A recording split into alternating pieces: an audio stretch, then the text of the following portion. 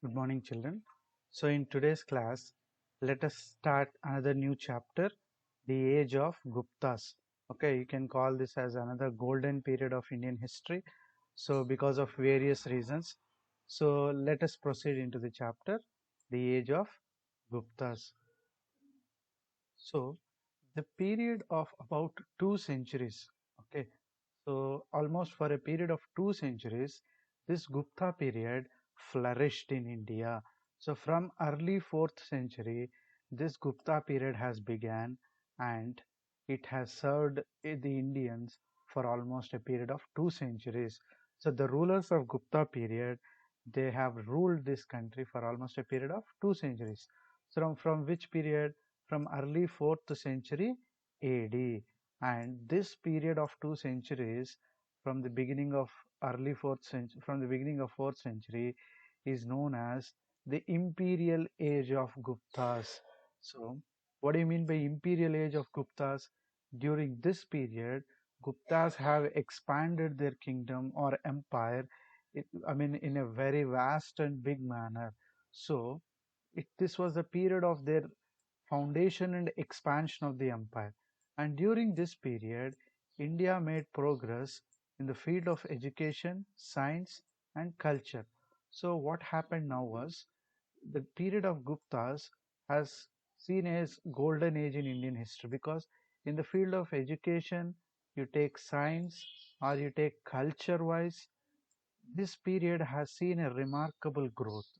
So the emperors of Gupta period, they have contributed a lot to education, science, as well as culture, and hence this period is known as classical age. So what is meant by classical age here? Because some kind of very revolutionary changes, some kind of very remarkable changes have happened in the period of these three things: so education, science, and culture. So historians called this age as classical age or the golden age of Indian society. So golden, this is just the way they compare that age. So that means this age has contributed a lot to the Indian history. And what are its sources? Through what sources we come to know about these Guptas? The main sources of information about Guptas are the following. So the accounts of Fahim.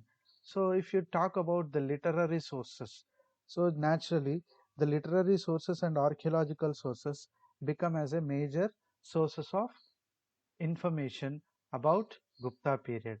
Among that, if you look at the literary sources, that means the books or some writings and all, accounts of Fahim.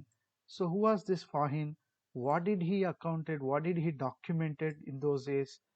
Fahin was the earliest Chinese pilgrim who visited India on a religious mission during the rule of Chandragupta II. So, during the rule of Chandragupta II, a Chinese pilgrim by name Fahin. So, a pilgrim is a person who generally visits, regularly all the religious places. So, being a Chinese, he might turn up to India to visit all the Buddhist centers and all. So, when he came during the rule of Chandragupta II.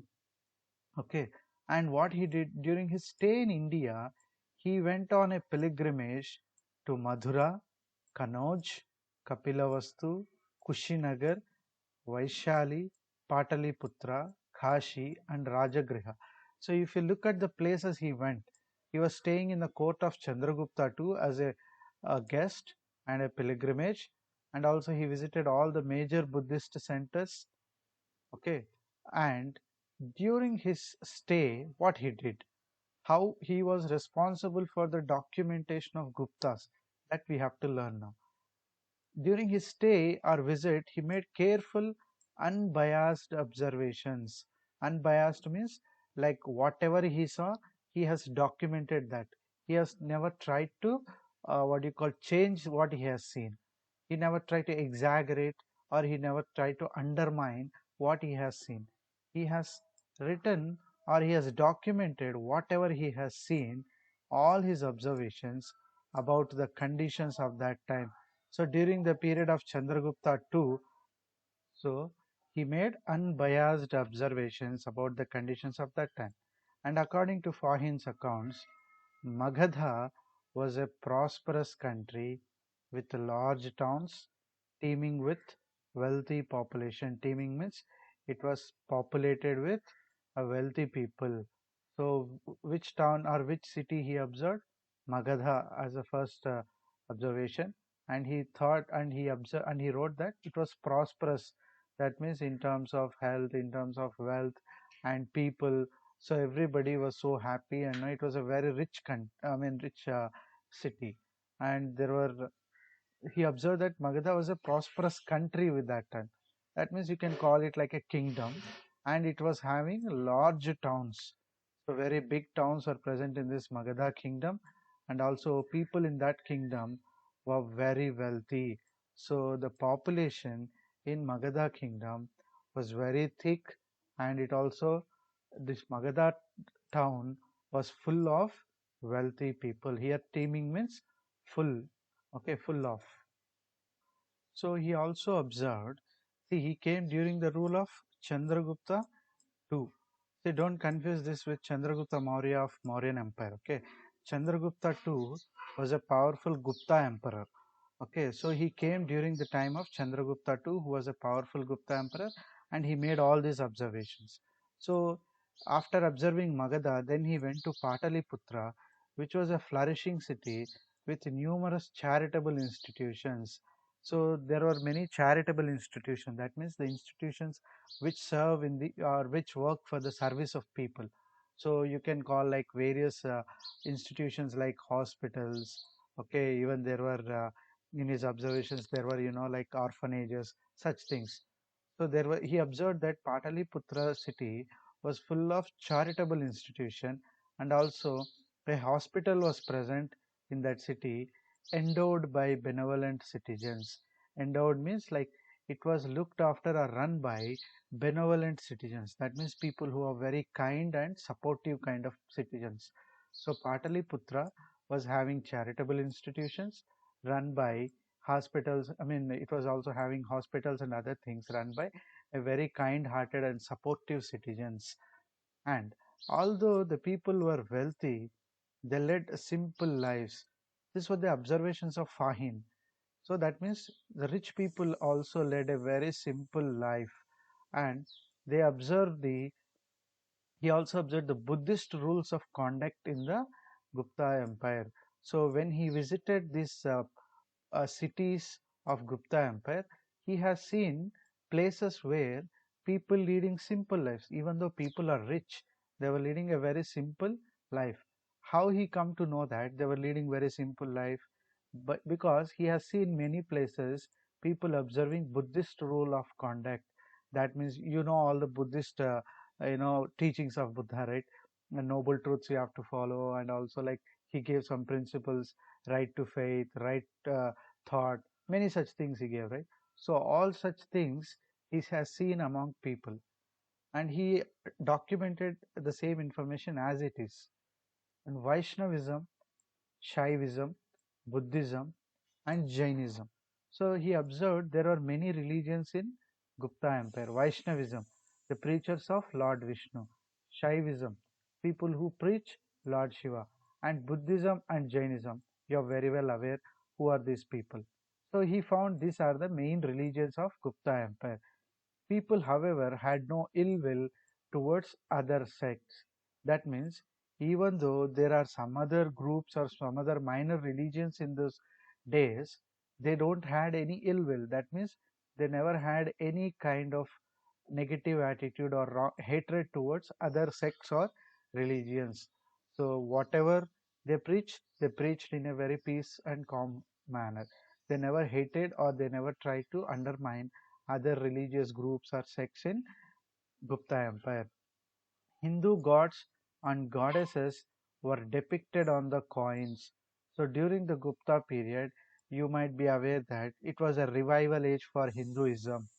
Earlier, Indian society was dominated by Jainism and Buddhism, and it was during this Gupta period again Hinduism was revived. So you can see many of the Hindu gods and goddesses on the coins minted by Guptas, and also on the sculptures and paintings you can see more Guptas Guptas have depicted, or they have installed many sculptures and paintings with Hindu gods and goddesses. Even on their coins they have minted Hindu gods and goddesses. And the penal code, which was mild, and the offences were ordinarily punished by fines only. So how was the law and order situation in the Gupta Empire? Fahin says that the penal code, that means the code which decides the punishment for all the wrongdoings or the crimes, was very mild. That means it was not very severe kind of thing. It was a mild way, and they were ordinary punished, and also most of the punishments were with fines only. So that means they impose fines on these people who commit crimes and all, and they used to give very mild punishments. From the above accounts, it can be inferred that the Gupta Empire was prosperous and governed on enlightened principles. What do you mean by inferred here? Inferred means we can understand that by these things all the cities were prosperous and all, right, that people were living in a very prosperous manner, so wealthy and happy life was there to people. And also the governance of the governance of the Gupta Empire was on enlightened principles. That means they were not primitive ideas, they were very advanced and mature way of governance was observed in Gupta period. So coming to the other archaeological evidences, Allahabad pillar was an important inscription. That means inscription means that is inscribing something on a book or a rock, okay, or a pillar. So that is inscription. So having some kind of orders in it. So or Prayaga Prashasti. So this Allahabad pillar inscription is also called Prayaga Prashasti. Prashasti means praise of a king. Okay, generally kings used to have a habit of making their prashastis. That means a book or on the pillars they used to write about their greatness. So this Allahabad pillar will reveal some information about Guptas as an archaeological source. So it is one of the important epigraphic evidences of the imperial Guptas. So epigraphic evidences means, so these are the evidences which gives about inscriptions. Okay, so generally the evidences which give about through inscriptions, if we try to understand something through through an inscription, that kind of evidence is called epigraphic evidence. So this Allahabad pillar inscription gives us an epigraphic evidence of imperial Guptas. And this prashasti or inscription was composed by a person named Harisena. What was his name? This inscription. So if you take this as a pillar, on this pillar there is some matter written, or it is inscribed. So this matter inscribed was composed, was framed by Harisena. Who was this Harisena? He was the court poet of Samudragupta, who was a famous Gupta ruler. So it was this Harisena who was in the court of Samudragupta. He composed this Allahabad pillar inscriptions matter, and it is also known as Prayaga Prashasti because it is written. Prayaga is the place. Okay, Allahabad old name was Prayaga. So it was written in the praise of Samudragupta. So Samudragupta was the king, Gupta emperor, and in his court Harisena was the poet.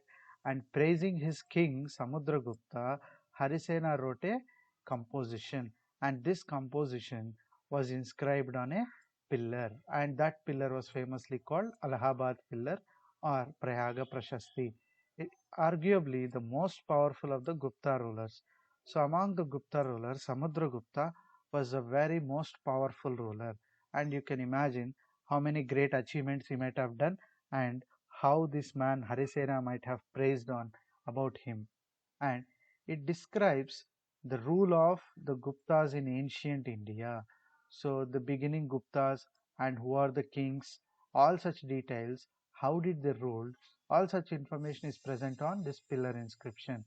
It also provides an impressive list of the kings and the tribal republics. So who are the kings that are, who are the emperors that ruled Gupta, and who are the contemporary kings under them, and also what are the tribal republics. Tribal republics means, see, during the Gupta Empire, there are also people living in tribal way of life. So these tribals were surprisingly republics. That means the tribals used to elect their own leaders. They are not hereditary tribal leaders. They are all elected tribal leaders. So such kind of republics were also observed. Such information was also depicted on this Allahabad pillar inscription. And these tribal republics were and kingdoms were also conquered by Samudragupta. See what praisal he can do.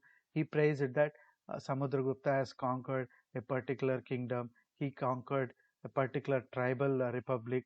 Like this, all such conquests or invasions made by Samudragupta was seen on this pillar inscription. And also the inscription is also important because of the political geography of India, that it indicates by naming different kings and peoples who populated India in the first half of 4th century AD. That means this pillar inscription will give political geography. What do you mean by political geography here? That means if you take in India, if you take a particular place, it mentions the name of that place and the ruler of that place. That shows politically who were ruling that place, also who was the ruler of that place. So on one hand, politically the ruler is known, on the other hand, the geography of the place is also understood. So such was the importance of this Allahabad pillar inscription, which was depicted during Samudragupta, and the matter was composed by Harisena, the court poet. So as per the historical record, if you look at the rule of Gupta period, so how they ruled, when did they rule and all, the history of the first two rulers of Gupta dynasty, that is Sri Gupta and his son Ghatotkacha, is obscure.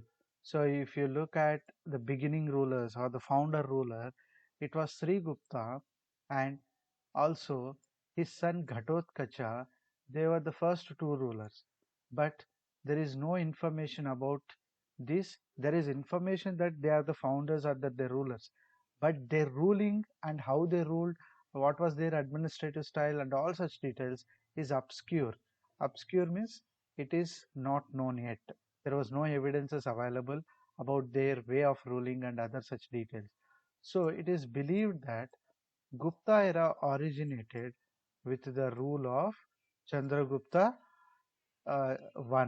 So from Chandragupta I, all details of the ruling, all details of their political things, and every detail was known to historians. But the details of Sri Gupta and Ghatotkacha was not known, except with the fact that they were the beginning rulers. There was no other detail of this rule of Sri Gupta and Ghatotkacha.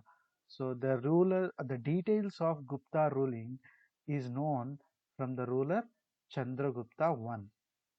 So coming to Chandragupta I, as we know the base, all the details we know from Chandragupta I. So let's start Chandragupta I. He was the first independent king with the title of Maharajadi Raja, or the King of the Kings. So from his time we came to know about the Gupta rulers. So he was an independent king. So Chandragupta was not under anybody. He was an independent king, and he has taken a title called Maharajadi Raja.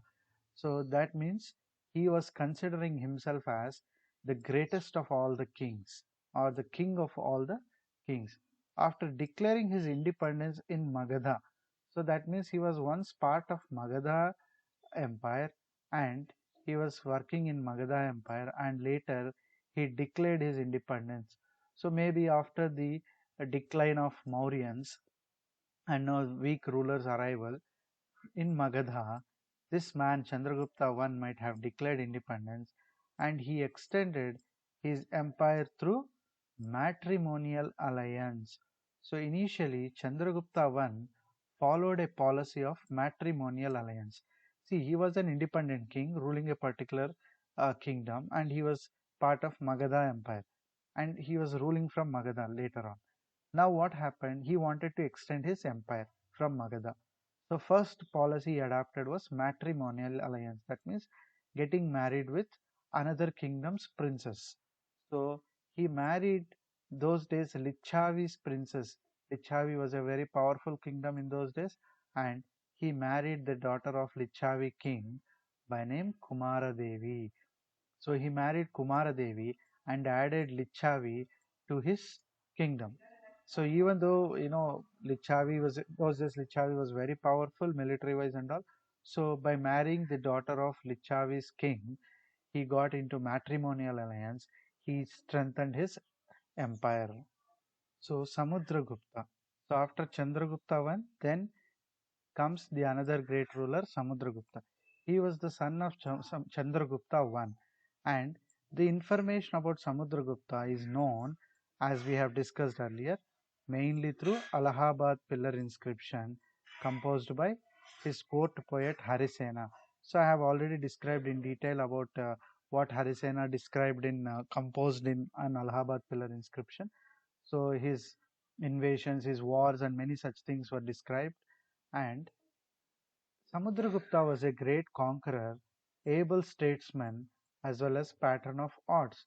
That means he was a very good emperor with a good administrative skill and with a very good ruling.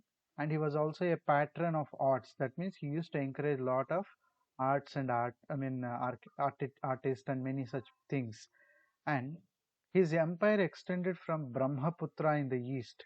So this you can look at the map in your textbook, where you know his empire was so vast that it was extending in the east side. If you look at the India map, okay, so here almost east side it was Brahmaputra. Okay, in the east direction Brahmaputra was his border to rivers Yamuna, sorry, from Brahmaputra in the east and to rivers Yamuna and Chambal in the west. Okay, so in the west direction to the river Yamuna and Chambal in the west. So Chambal is generally, it's like it comes near the Madhya Pradesh and all, but to the west part of it, it was mostly extending.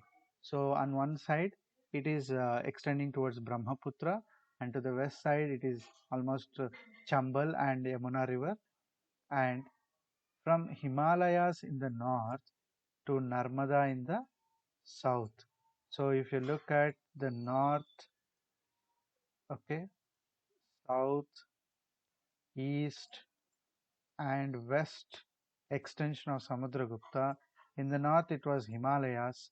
In south, if you take, it was almost Narmada River, and if you take east, it is up, it is almost up to Brahmaputra River, and if you take west, it is extending almost up to Yamuna River and Chambal Valley. So this was the extension of Samudragupta's empire. It is because of his bravery and generalship he is known as the Napoleon of India. So, being very brave and conquering many, many kingdoms, and because of his able administratorship, he was called Napoleon of India. Napoleon during French Revolution. You might have heard of his name, how he was very, successful in conquering many places and turning France into a very powerful place. He was generally referred as Napoleon of India. He further extended his empire up to Chambal river by defeating the Naga kings of Madhura. So Chambal river was also which was mostly in Madhya Pradesh.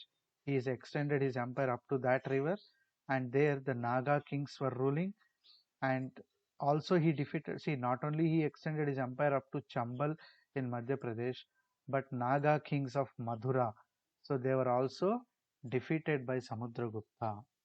So he not only like Chambal and not only like Madura, he also occupied Gwalior and Achitra. So these places you can look at the map so that you can understand where these are exactly present.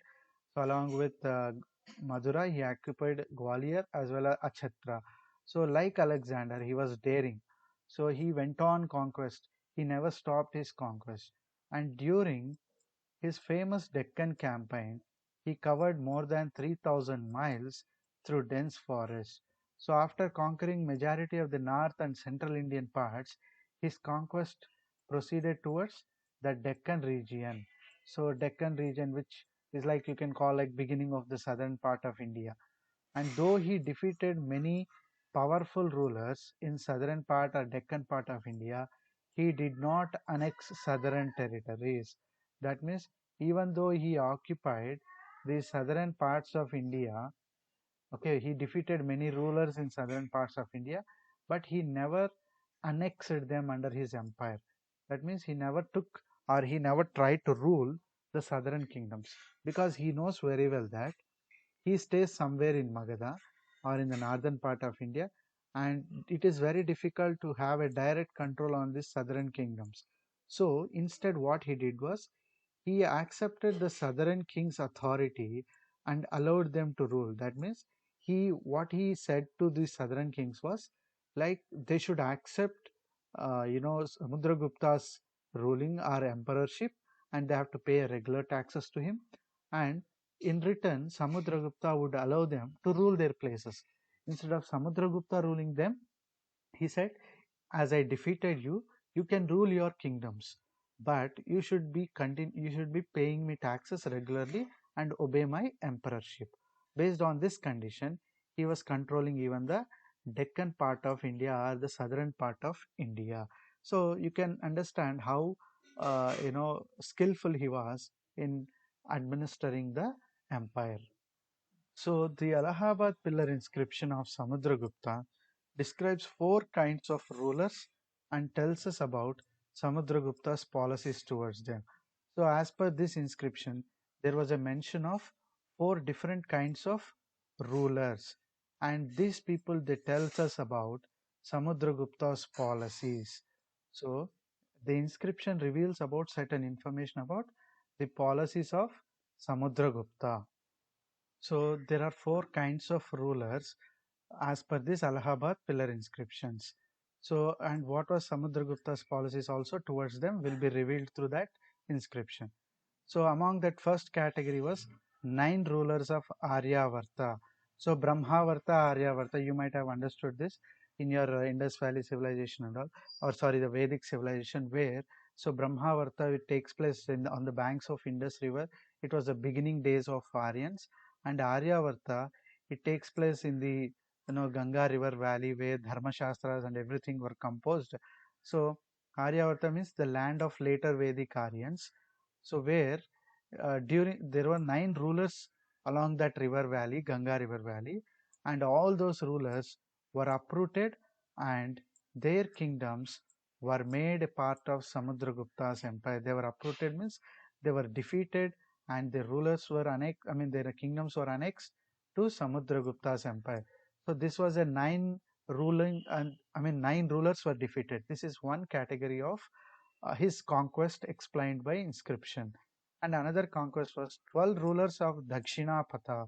That means almost 12 kings of the southern India who surrendered to Samudragupta after being defeated were liberated and allowed to rule again over their kingdoms. One conquest was nine kings were defeated and their kingdoms were annexed.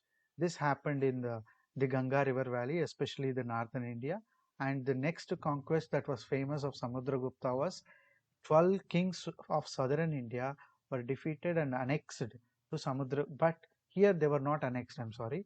The 12 rulers of Dakshinapatha, that means southern India, they were defeated, but they were not annexed. As I told you in the previous slide, that on a condition that they will obey the emperorship of Samudragupta, they were allowed to rule themselves. So that was another category of conquest mentioned on Allahabad Pillar. And the inner circle of neighboring states, including Assam, coastal Bengal, Nepal, and a number of Ghana Sanghas. So, I mean, beside this Magadha and other places, there were some neighboring states like Assam, the Bengal coast, Nepal, and now Ghana Sanghas. Ghana Sanghas means it was a group of kings around that area. So in the northwest, paid tribute following his orders and attended his court. So especially in the northwestern part, there were many rulers, and even you take Assam and other places, the kings, they were all following the orders. It was mentioned on the pillar that these rulers of Bengal, Nepal, and a group of kings in the northwest frontier region, they were all following the orders of Samudragupta, and also they were attending his court. Why they have to attend his court? To show the respect that they obey the emperor. So very often they have to show their loyalty by attending the court. So very often they have to show their loyalty by regularly attending the court of Samudragupta. It was also mentioned on this pillar. The rulers of outlying areas submitted to him and offered their daughters in marriage. So those who don't want wars and all, such rulers, what they did, they have submitted to him. That means they have not went to any, they didn't go on to any war. They have not went against Samudragupta. Instead, they made matrimonial alliances, and they have submitted to Samudragupta. So according to Samudragupta's court poet Harisena, there were also other details known about him. Samudragupta performed Ashwamedha Yagna. So what do you mean by Ashwamedha Yagna? That means they tie, they decorate a horse, they will send that horse, they leave the horse freely, and wherever the horse goes, then that territory belongs to the king. So you might be knowing in Ramayana, and also Lord Rama performed this Ashwamedha Yagna.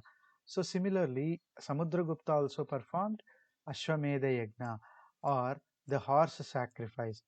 So this was written by Harisena.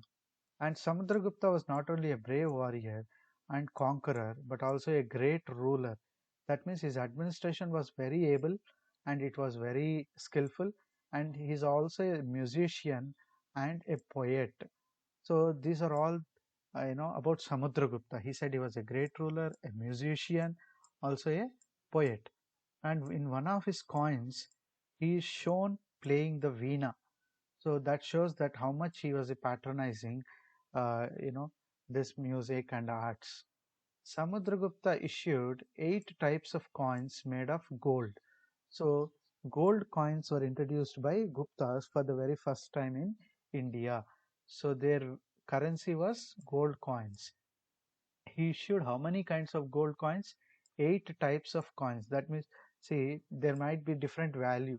So as we have 10, 20, 30 rupees, 10, 20, 50 rupees in modern day, those days also the gold coins were of different weight, and there were almost 8 different kinds of gold coins were issued with a different kind of, minting and other things.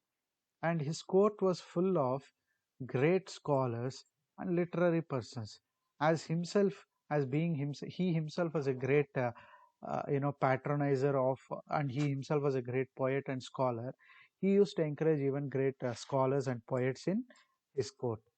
And coming to his religion, Samudragupta, he was following mostly Hinduism and especially Brahmanism.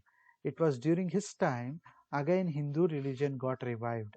They were worshipped, he used to worship Lord Vishnu. So they worshipped again the Vedic gods, the later Vedic gods.